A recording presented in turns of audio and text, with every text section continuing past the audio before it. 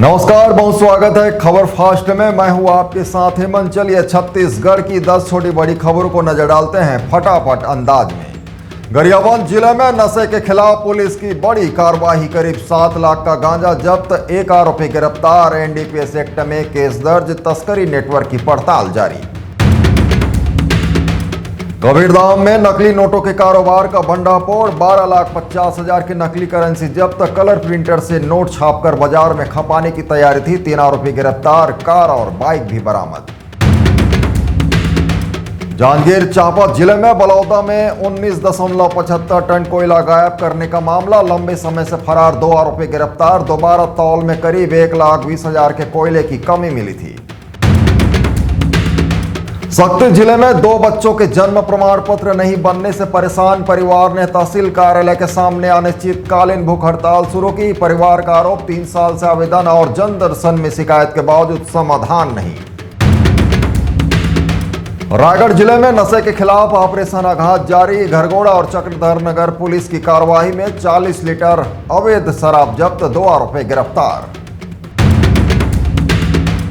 बलौदाबाजार जिले के पलारी पुलिस की बड़ी कार्रवाई। पौसरी के एक मकान से 1 किलो 218 ग्राम गांजा जब्त। गांजा बेचने के आरोप में 67 वर्षीय रामकुमार वर्मा गिरफ्तार।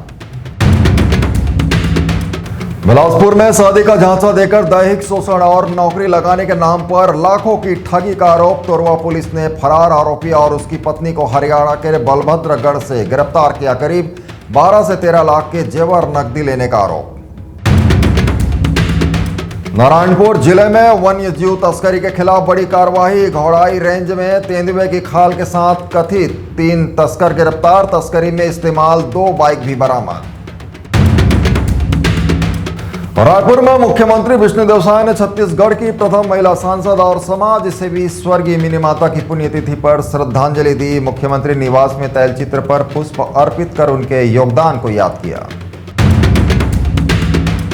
सारंगढ़ में देशभक्ति का जोश। प्रभारी मंत्री टंकराम वर्मा की अगुवाई में विशाल तिरंगा यात्रा। स्कूली छात्रों ने भारत माता की जय और वंदे मातरम के नारों से माहौल देशभक्तिमय किया।